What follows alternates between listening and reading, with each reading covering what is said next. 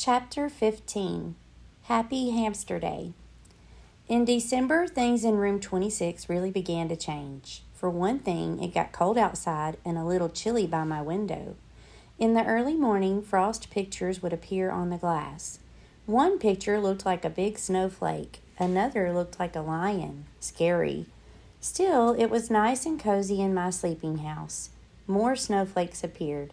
Not real ones, but cut-out paper snowflakes bordering all the chalkboards, and there were snowmen made of fluffy cotton and pictures of candles and packages and sleighs. The holidays were almost here. Christmas and Chanukah and Kwanzaa. There were songs to be sung and presents to be wrapped and a big 2-week vacation to come. The weekend after Thanksgiving break, I went home with Pay Attention Art. He paid a lot of attention to me. But sometimes, not every night, during the week, Mrs. Brisbane would take me home to see Mr. Brisbane, and he'd put up his obstacle course, and we'd laugh and squeak and have a wonderful time. The next weekend, I stayed at Gail Morgenstern's house. Friday night was really nice because she convinced her mom to let me watch while she lit the menorah for the family, and the food was yummy. I was glad that Mrs. Brisbane didn't take me home every night. For one thing, if I ran the obstacle course every night, I'd probably waste away to nothing. For another thing, I wouldn't have been able to see Aldo. Aldo could now balance the broom on his head. Yep, he'd put the tip of the broomstick on top of his head and keep it up there a while. He'd have to bob and weave to keep it balanced, and he made funny faces too. But one night during the week, Aldo pulled his chair up close to my cage and said, "Humphrey, old pal, I've got something to discuss." This sounded serious, so I put on my most serious problem-solving face. "I'm thinking of getting Maria a ring for Christmas. You know, like an engagement ring with something shiny in it. I know we haven't known each other very long, and we wouldn't have to get married right away. On the other hand, I'm no spring chicken, and I'd like to settle down and raise a couple of kids and maybe a couple of hamsters too, you know." "I understand," I squeaked softly. "So what do you think?" Aldo fixed his big brown eyes on me. Should I ask her to marry me? I stood up on my hind legs and screeched, "Do it! Do it! Do it!" Then he stood up and shouted, "You're right, I will. I'd be crazy not to." He raced out of the room so fast he forgot his cleaning cart, but when he returned for it, he yelled, "Thanks!" Sometimes, most times, it pays to squeak up. The third weekend after Thanksgiving, I spent at Heidi Hopper's house and watched her family put up their Christmas tree. It was the most beautiful thing I'd ever seen, second only to the little tree Heidi put in my cage. It was made of my favorite treat, broccoli, and then it was almost holiday vacation. Suddenly it seemed as if we didn't have quite as much work to do in class. Everybody was planning the holiday party for the last day of school. One day, Garth, who never used to wait for the bell, stayed after school to ask Mrs. Brisbane a question. "May I please bring Humphrey home with me over the holidays?" he asked. Mrs. Brisbane looked as surprised as I was. "Well, Garth, I thought that was a problem." Garth smiled broadly. "My mom is much better now, and Dad says it's okay to bring Humphrey home." Mrs. Brisbane smiled back. That is wonderful news, but I think 2 weeks might be a little much. How about the first weekend in January?" Garth nodded, but he looked disappointed. "Tell you what, why don't you have your parents bring you by our house to see Humphrey over the holidays? You can watch him run in his obstacle course." Garth didn't look disappointed anymore. On the last day of school, everybody was very dressed up. I had on my fur coat, as usual. Mrs. Brisbane wore a red and green striped sweater and a green skirt. She also wore a Santa Claus hat. This was an entirely new Mrs. Brisbane, the dressing up Mrs. Brisbane. "Class, I have an important announcement. We're having a surprise visitor this morning before our party, so there'll be no vocabulary test today." After the cheers died down, Mrs. Brisbane went out in the hall and waved. A minute later, you'll never guess who entered the classroom. Mr. Bert Brisbane. He was wearing a Santa Claus hat, too, and he looked a lot better now. No gray stubble or wrinkled pajamas. On his lap, he had a large box. Mrs. Brisbane introduced him to the class, and they all applauded. Then he told them that his surprise was actually for me. First, he pulled out something like my cage, only bigger. "This is my gift to Humphrey. The extension attaches to his cage and makes it bigger. Now you're all going to help me build Humphrey his holiday present, his very own playground." The kids squealed and giggled and clapped, and I couldn't hold back a big squeal of my own. I could keep my homey cage with its lock that doesn't lock, but I'd also have my own park to play in. Mrs. Brisbane gathered my classmates around the big table and explained his plans.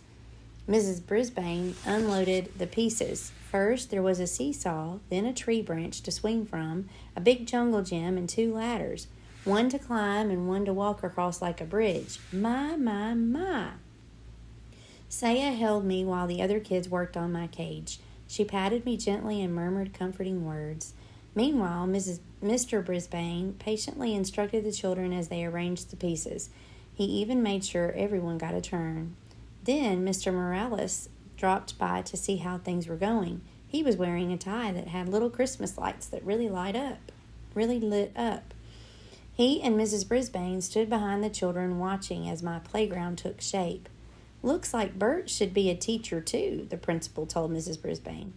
"He already is," I heard Mrs. Brisbane respond. "He just started teaching arts and crafts to seniors and kids at the community center." "So he's made a new start," said the principal, thanks to Humphrey. I believe those words were the best present I could ever have.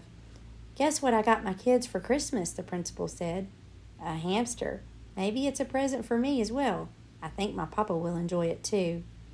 When Saya put me back in my cage, everyone watched as I raced to my new playground, climbed the jungle gym, made a leap to the tree branch, and jumped over to the seesaw. Now I could have recess any time I wanted. Whoopee!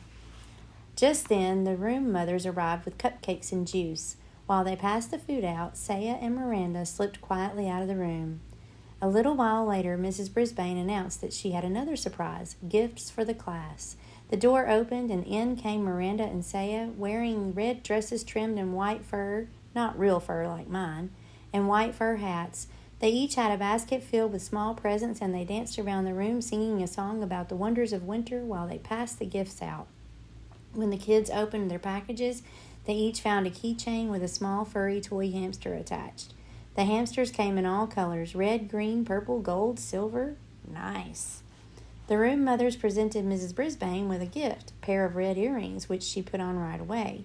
I already thought it was a perfect day, but it wasn't really quite perfect until Mr. Morales peeked out into the hall and announced that he had a big surprise.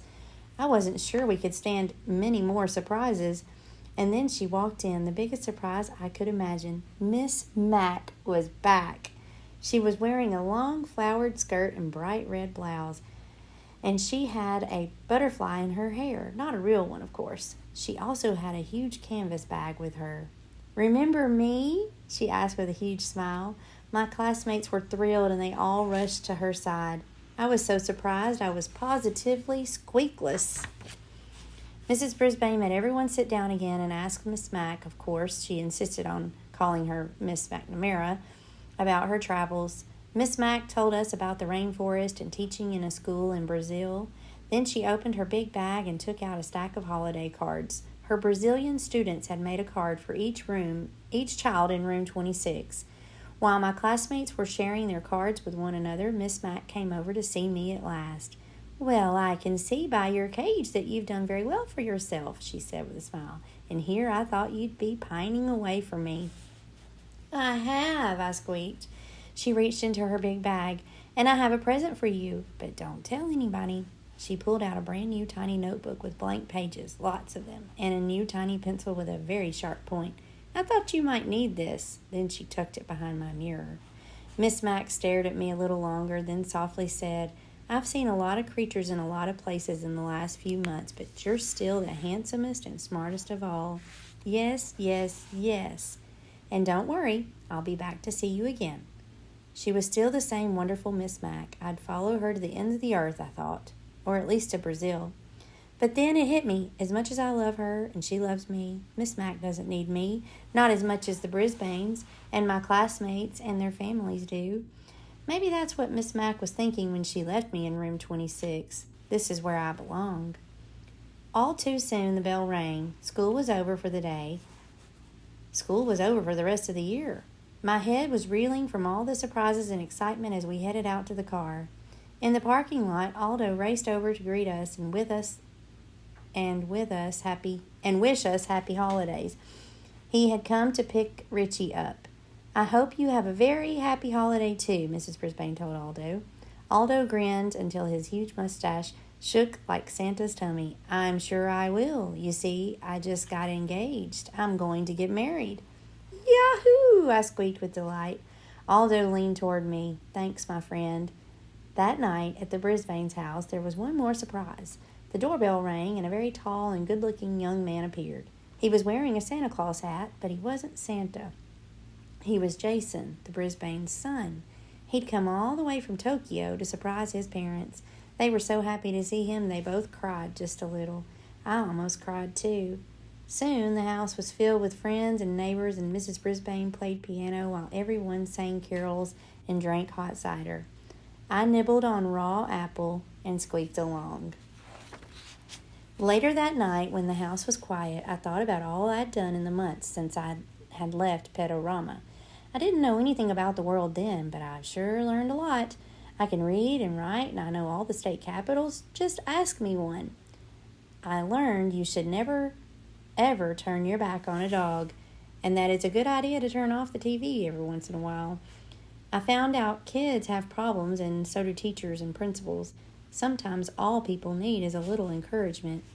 Most of all, I learned that one small hamster really can make a big difference.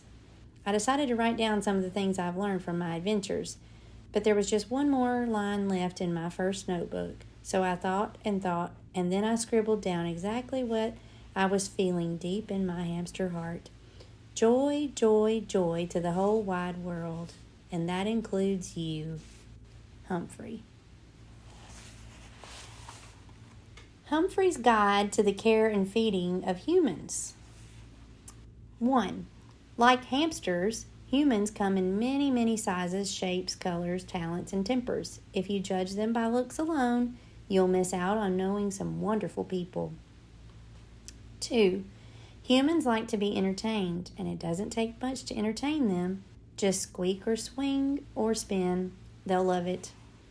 3. Humans are pretty entertaining themselves. They can sing, dance, tell jokes, and balance brooms.